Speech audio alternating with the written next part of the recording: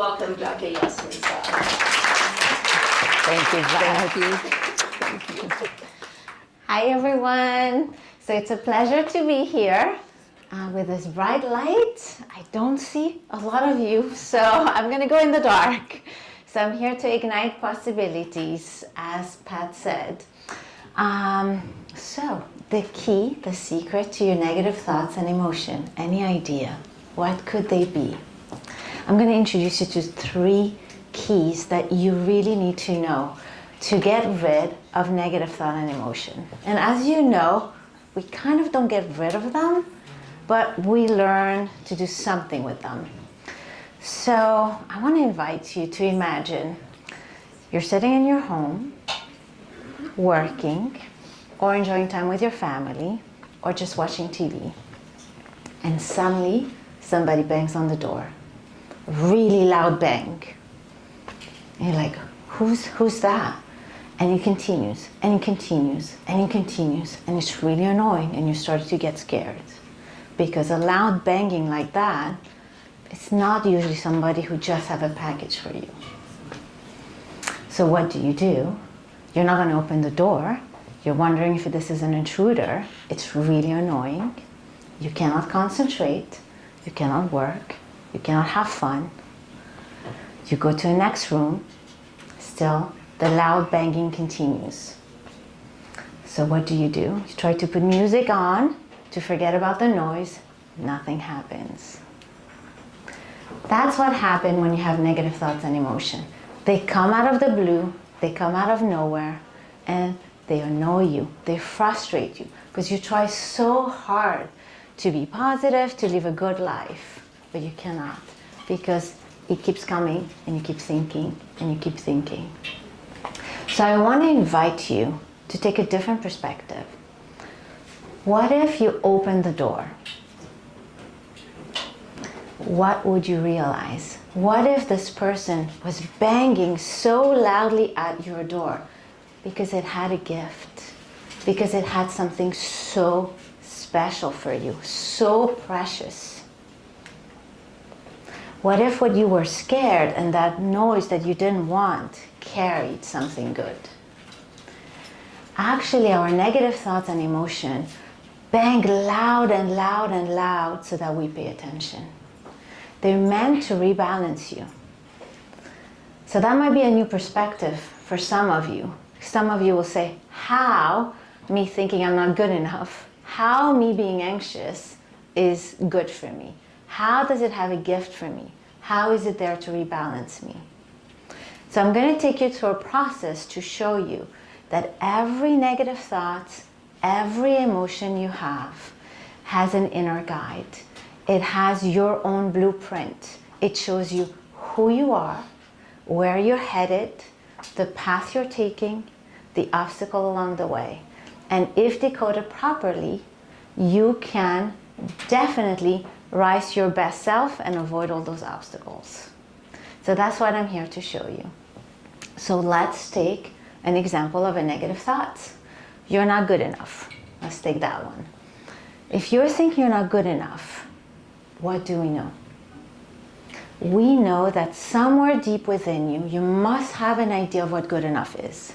You might not be able to voice it, but for me to say I am not good enough means I must have an idea what good enough would be, because I'm comparing myself to that.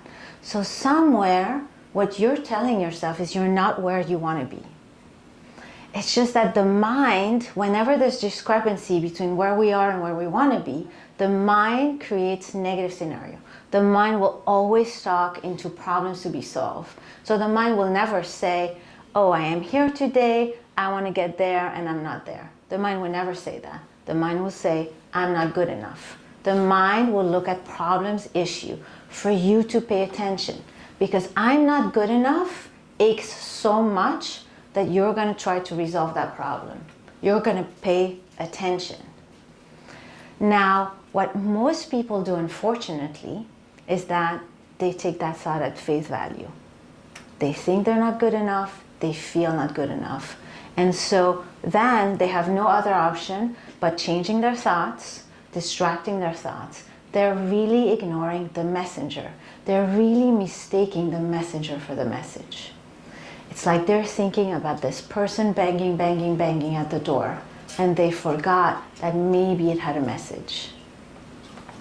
So whenever you have negative thoughts, you want to think about, okay, what is it that I'm actually saying? And then you want to connect to what is the unmet desire that I have. Because every single negative thoughts and emotion is based on an unmet desire that you have. So somebody who thinks they're not good enough, their desire is to be good enough. Now, what is that good enough? So in my group practice, we were treating a young woman who was extremely bright. Aced her grades, was really, really good. And she came thinking she was not good enough. And one of the psychologists working my practice was like, what are we doing? She's very smart, makes no sense. Said she must know something that we don't know. If she believes she's not good enough, there is somewhere where she is not good enough. A thought doesn't enter your mind once you're convinced it's not true. And I'll give you a different example of that. So we went and explored, and we realized that yes, she was book smart. Yes, she was very smart, but she was not smart interpersonally. She had a hard time guessing what people were feeling, their emotional clues, and she was lost interpersonally. And for her, being smart was being street savvy, was picking up other people's clue. So she was right in some way.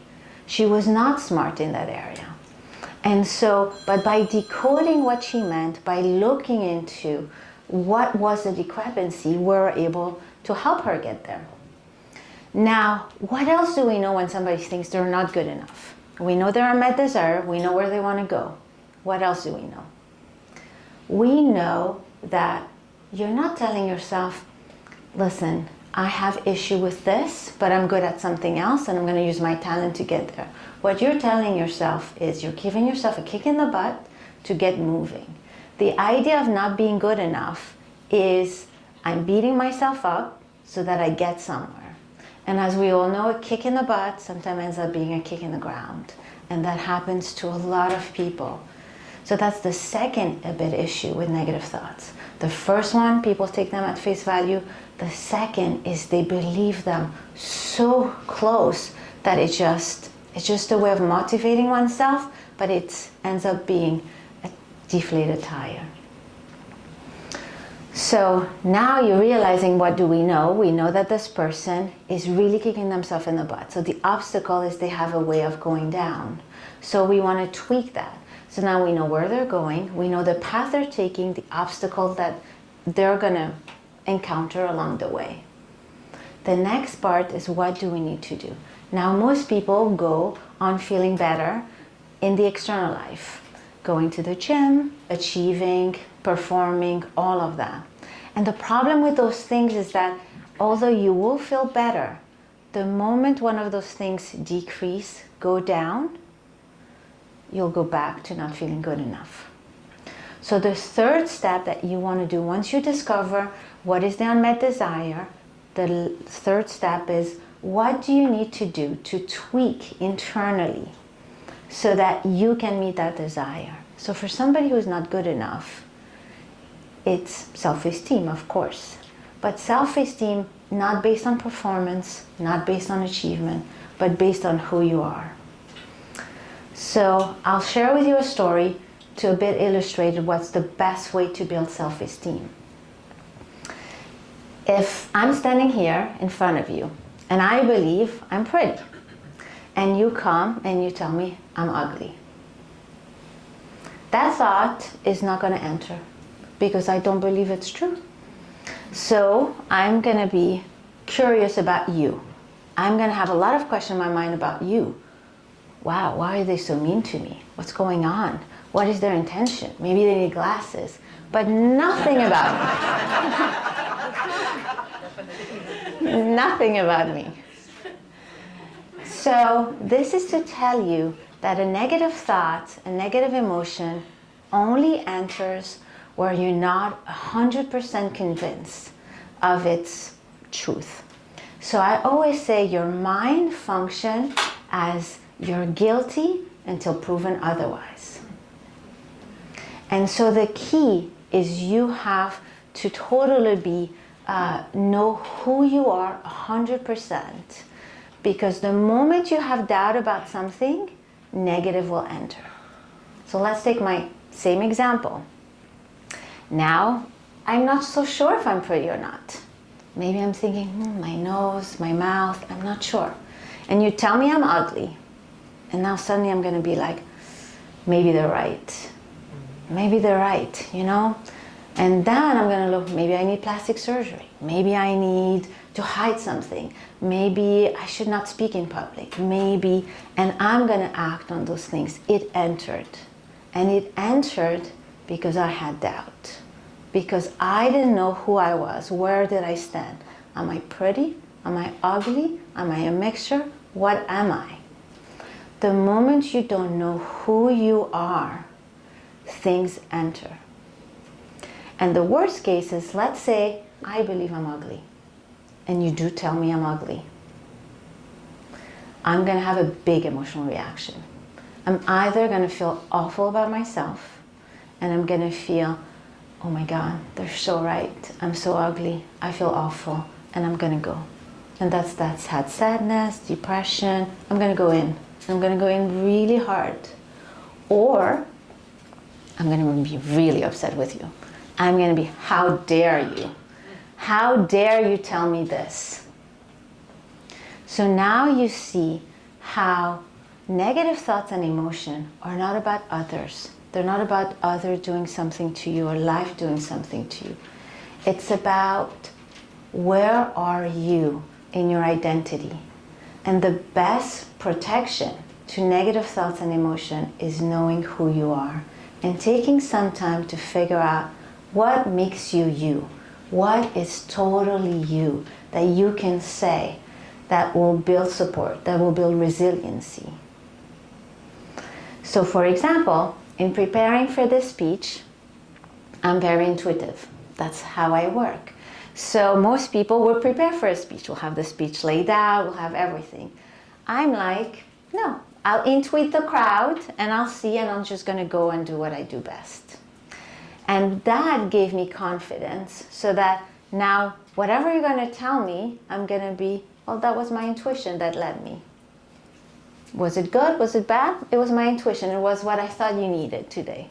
And it won't enter. Criticism doesn't go in, because I'm relying on something I know that I have that is good. So now I want to ask you, what do you have? What makes you you? And if you have a hard time defining it, ask your friends, because other people know who you are. They know exactly. They will label you. You're generous, you're caring, you're smart, you're intuitive, you're pretty, anything. And then see where you stand along that. And if you don't feel it's true, why not? What's happening within? And that's your inner guide. Maybe you have a different journey. Maybe somebody thinks you're smart, but you know you can go so much further. Therefore, you don't think you're smart. But in reality, it's because you want to get there. Where can you go? Maybe you're in touch that you have so much more. So really, the key to negative thoughts reside on you, who you are. That's how they enter or don't enter. And once you want to figure out what your thoughts say about you, you do the 3 steps. You identify them, you identify the unmet desire, and you look at what you can tweak internally so that you can meet that desire. And then the negative thoughts naturally dissolve. So I hope I was useful to you guys. It's been a pleasure. Thank you.